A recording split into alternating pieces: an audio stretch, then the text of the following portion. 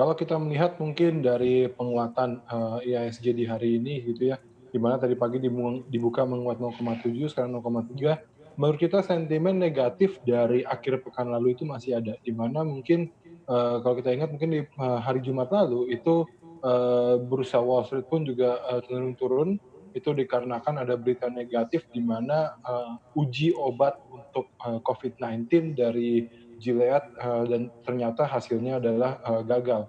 Seperti itu, di mana ini, tentunya menjadi, sentimen negatif karena, dengan, penemuan atau obat ataupun vaksin ataupun penyembuhan, untuk COVID-19 yang lebih panjang, ini bisa memperparah, kondisi, ekonomi juga ke depannya seperti itu. Jadi, kegagalan dari uji coba tadi sebenarnya menjadi sentimen negatif juga, ke IHSG di pekan ini begitu. Jadi, memang, kita tidak bisa memungkiri bahwa tekanan-tekanan itu masih ada gitu dan dari sisi dalam negeri sendiri, kita lihat mungkin, eksekusi yang cukup lambat dari, pemerintah terkait dengan insentif dan juga besaran, jumlah insentifnya itu ataupun stimulusnya yang mungkin jadi concern juga, bagi kepercayaan investor terhadap perekonomian dalam negeri. Ini headline yang menarik yang dibawakan oleh tim kami di pagi hari ini. Pelaku pasar, investor sampai ke trader rupanya harus ikhlas menerima new normal dari IHSG. Memang seberapa jauh kita harus paham mengenai new normal IHSG dan level new normal dari IHSG ini ada di mana sih sebenarnya Mas Randy?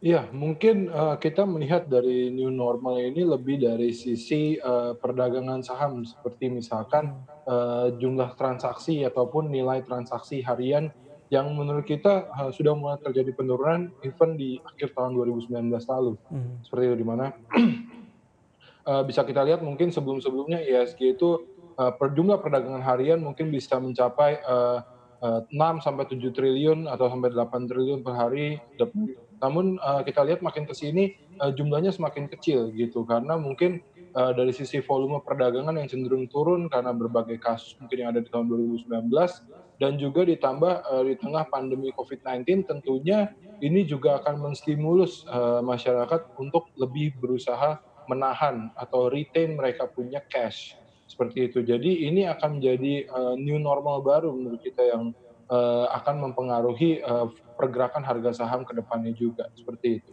Baik, paling tidak itu poin-poin yang bisa kita jadikan sebagai sinyal yang bisa dipantau bahwa kita tengah memasuki new normal.